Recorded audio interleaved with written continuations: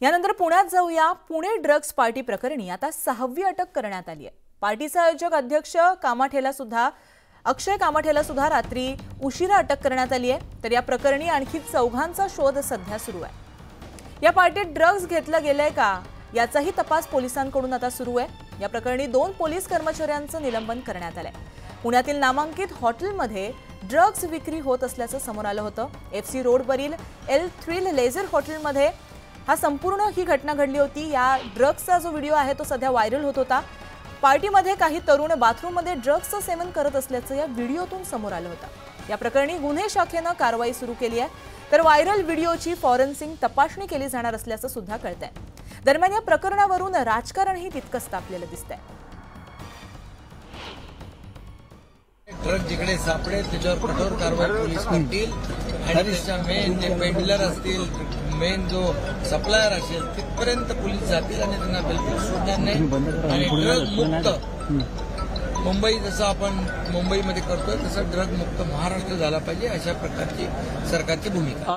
या आत्ताच्या ज्या व्हिडिओ क्लिप आलेली आहे त्याच्यामध्ये जो कोणी दोषी असेल आणि जो चौकशी अहवालामध्ये आमच्या पण आणि पोलिसांच्या पण जो कोणी चौकशी अहवालामध्ये दोषी आढळेल त्याच्यावर निश्चितपणे कडक कारवाई केली जाईल। पुणे हा ड्रग्सचा मोठा अड्डा झालेला आहे। ललित पाटील तर प्रत्यक्षात ससूरमध्ये मुक्काम करून ड्रग्सचा व्यवसाय करत होता। अजूनही याच्यातून सरकारचे डोळे उघडलेले नाही। तरुण पिढी बर्बाद होते, सरकार याकडे दुर्लक्ष करते।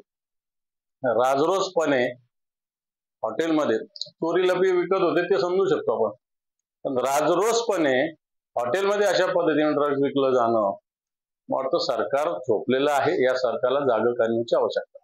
त्या पुण्यातले आजचे ड्रग्जचे व्हिडिओ बघितल्यास हे लक्षात येतं की एक्साईज खात्याची अख्खी आबरू चव्हाट्यावर आलेली आहे। शंभूराजी, आता तुम्ही कुणावर अब्रू नुकसानीचे दावे ठोकणार आहात? अंमली पदार्थांच्या या प्रश्नावर सातत्याने करोडोंचे साठे ज्यावेळेला आढळतात त्यावेळेला माझी सरळ मागणी आहे की एक्साईज मिनिस्टर शंभूराजे देसाई यांनी नैतिकता म्हणून आपल्या मंत्रिपदाचा तात्काळ राजीनामा द्यायला हवा। पोलिसाला सोशल मीडियामधून ह्याच्याबद्दल एक व्हिडिओ मिळाली आणि त्यामधला कॉन्टेंट समोर आला। ते तात्काळ पुणे पोलिसांनी शिवाजीनगर पोलीस स्टेशनची टीम त्या ठिकाणी पोहोचली।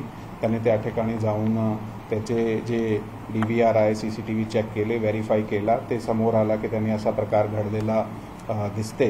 मग त्यांना आता पोलीस स्टेशनला त्या लोकाला आणलं आहे आणि त्याच्याकडे जे इन्व्हेस्टिगेशन आहे, विचारपूस सध्या चालू आहे। त्या ठिकाणचा जे बार आहे त्या बारला सुद्धा आता सीज करण्यात आलेला आहे। त्यामध्ये एक्साईज डिपार्टमेंटची सुद्धा सहभाग झालेला आहे। ते पण घेऊन त्यांनी पण आपल्या स्तरावर जे काही आहे लीगल कारवाई केलेली आहे। तर आपल्याबरोबर आपले प्रतिनिधी वैभव सोनावणे आहेत पुण्याहून।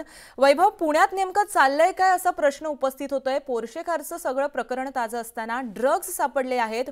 पुणे ड्रग्जची हब बनते की काय अशा सुद्धा मोठ्या प्रमाणात राजकीय वर्तुळात चर्चा रंगू लागल्या आहेत। काय अपडेट आहे? गार्गी, मी थोडी दुरुस्ती करतो। ड्रग्ज अजून या प्रकरणामध्ये सापडलेले नाहीयेत। पोलीस NDPS कलम जे ते पोलिसांनी अजून लावलेले नाही आणि तिथे खरंच व्हिडिओमध्ये समाज माध्यमांमध्ये जो व्हिडिओ व्हायरल झालेला होता त्याच्यात खरंच ड्रग्ज कंझ्युम केलं गेलंय का, घेतलं गेलंय का, याचा तपास पोलिसांकडून सुरू आहे। मात्र प्राथमिक तपासामध्ये ज्या ज्या गोष्टी समोर आलेल्या होत्या, रात्री 1:30 वाजल्यानंतर या बार किंवा पब्सला बंदी आहे। पूर्ण कामकाज जे आहे ते 1:30 वाजता बंद करण्याचे आदेश आहेत। असं असताना रात्री उशिरापर्यंत पहाटेपर्यंत हा बार जो आहे तो चालवला गेला। त्यामुळे गुन्हा जो आहे तो शिवाजीनगर पोलिसांमध्ये दाखल करण्यात आलेला आहे। या गुन्ह्यामध्ये आतापर्यंत 8 जणांना अटक करण्यात आलेली आहे। आज त्यांना न्यायालयामध्ये हजर करण्यात येईल।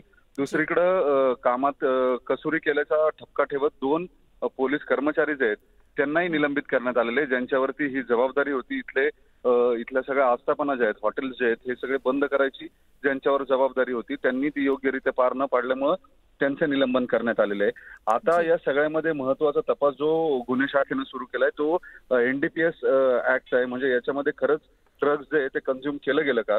हा व्हिडिओ जो आहे तो तिथलाच आहे का? या व्हिडिओ मधली 2 मुलं जी आहेत त्यांच्या तपासासाठी 4 पथकं जी आहेत ती रवाना करण्यात आलेली आहेत आणि या पार्टीचा मुख्य आयोजक जो होता अक्षय कामठे त्यालाही काल रात्री उशिरा अटक करण्यात आली आहे पोलिसांकडून. आता पुढचा तपास जो आहे तो त्यांच्याकडून केला जातोय. जर या प्रकरणामध्ये एनडीपीएस म्हणजेच ड्रग्ज जर मिळून आले किंवा त्यांनी घेतल्याचं पोलिसांच्या तपासामध्ये निष्पन्न झालं तर ती कलमवाढ केली जाईल. तोपर्यंत या ड्रग्सच्या संदर्भातला तपास जो आहे तो अँटी नार्कोटिक सेल करत राहणार आहे. या संपूर्ण कारवाईकडे आपलं लक्ष असणार आहे. अधिक अपडेट घेत राहणार आहोत. तत्पूर्वी धन्यवाद तुम्ही दिलेल्या माहितीसाठी.